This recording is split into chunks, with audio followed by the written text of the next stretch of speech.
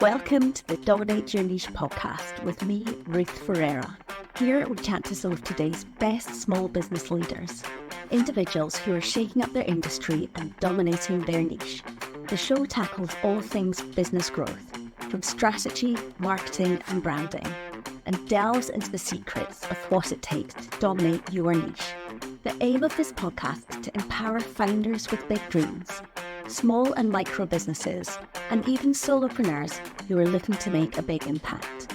People who are hungry to learn from those who have gone before them and implement that knowledge to next level in their own business. So welcome, lean in, and then go take action to propel yourself towards dominating your niche in your small business. Hello and welcome to the first episode of the Dominate Your Niche podcast with me, Ruth Ferreira. I am a business growth strategist who's passionate to empower small business owners to take their business to the next level and accelerate their success. My values are to encourage, empower, and inspire, and I love creating spaces for people to thrive, hence this podcast.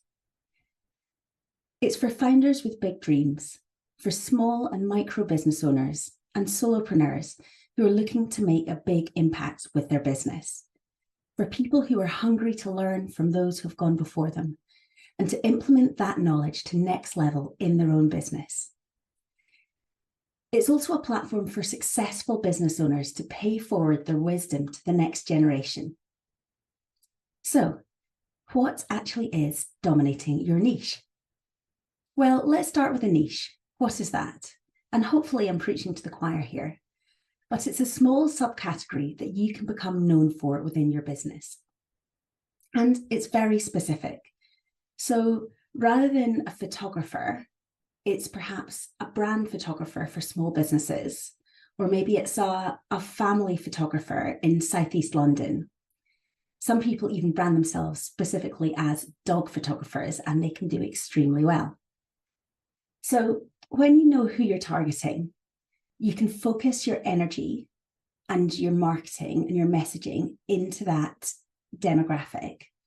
And the results can be much, much greater than having a wide focus. If you think about a standard light bulb lighting a room, the energy from that one bulb, yes, it gives light to a whole room. But if you were to concentrate that same amount of energy into a laser beam, that beam is strong enough to cut through metal. And it's exactly the same, the power of focus, and it can make finding your clients and being successful in your small business so much easier. The ideal niche is described as an inch wide and a mile deep. So this means that whilst it's really specific, there's actually a lot of people within your target market that are looking for the solutions that you offer. So what does it mean to dominate your niche? Well, this is quite subjective.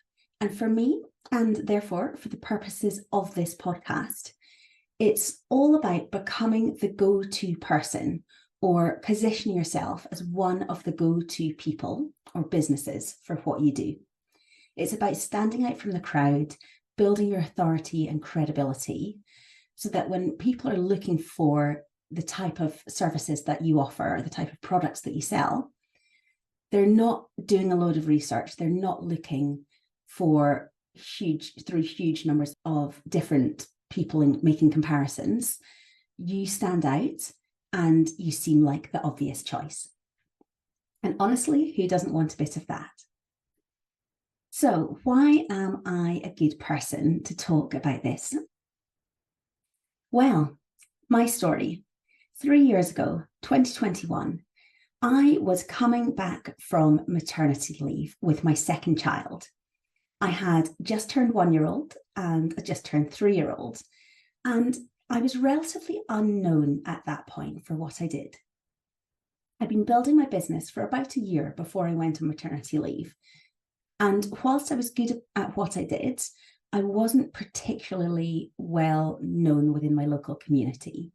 And I definitely hadn't built my reputation and wasn't anywhere near as well respected as I am today. 3 years on, I am well known and well respected across the Kent community, and I'm becoming known in London, which is lovely. I often get comments like, "You've come from nowhere and now you're everywhere." And as much as some of that's true, I don't want to discredit the amount of hard work that it took to get me to where I am today. So, how did I do it? Well, I was very strategic about it. And for those of you who know me or who are coming to know me, I put a lot of emphasis on making the right strategic decisions. The first thing I considered was, who did I want to be in my business? Who did I want to be known as? So at the time, honestly, I was an exhausted mum. Neither of my kids slept very well. And I don't know if anyone listening to this has ever had 2 young children. It's an exhausting time in life, but that is not who I wanted to be in my business persona.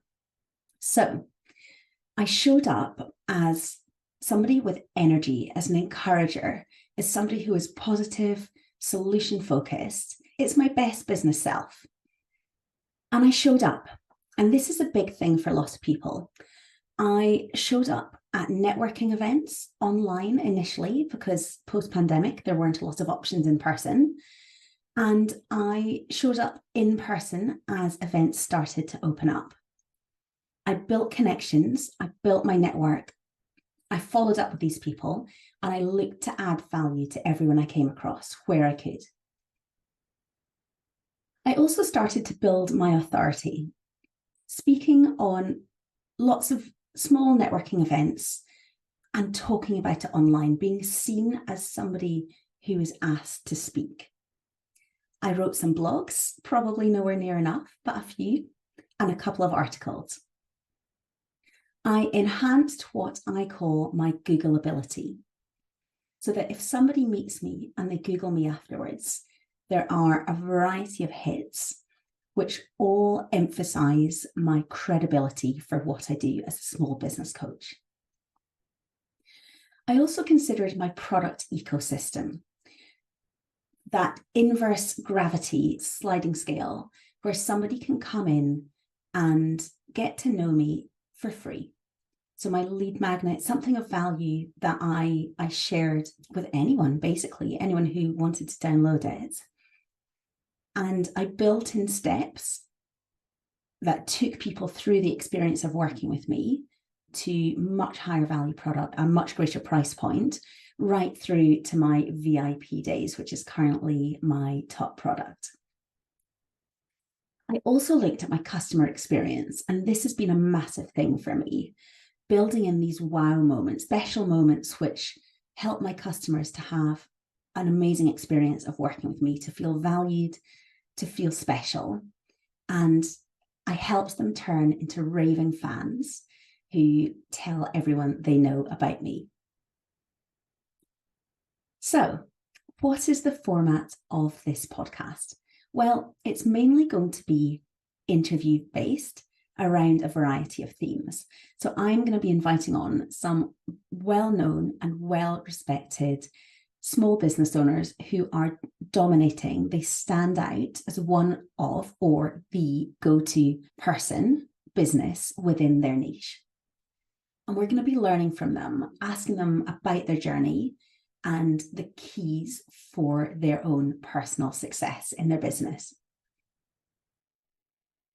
The themes that we're going to be covering in this could be more wide-ranging, but will definitely include things like brand DNA, both personal, building your personal brand, and building your business brand. Visibility, credibility and authority, putting out the evidence that shows you are brilliant at what you do and that your potential clients can trust you.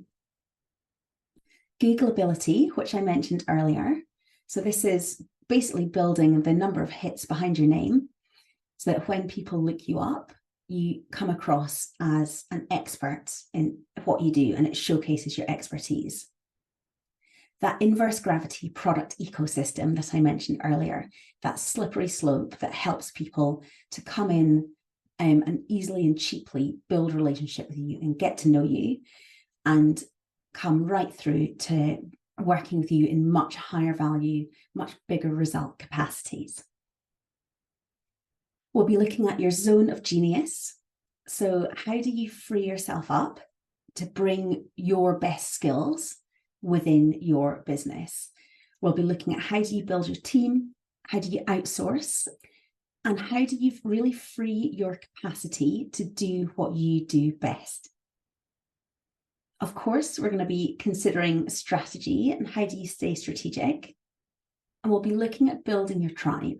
So this is both building your team and building the support of other business owners around you, building your community, building your cheer squad. And a big one for me, we'll be touching on celebrating success, because it's so important as you're building your business, looking for the wins, to be focusing on the good stuff and celebrating that, because this is going to program your brain to look for the information that will bring more wins. And that, honestly, as a small business owner, and the ups and downs and the challenges and the wins, that is just so important to keep us motivated and keep us moving forwards. So if this sounds of interest to you, then I would be delighted to have you on the journey with me. Hit subscribe and lean in. Come on to the next episode, my first interview guest. And I just can't wait to share as much value as possible and help you on your journey to dominate your niche in your small business. Thank you for listening today. If you like what you hear, please hit subscribe and leave us a review. Even better, come connect with me, Ruth Ferreira, on LinkedIn and Instagram. I'd love to get to know you.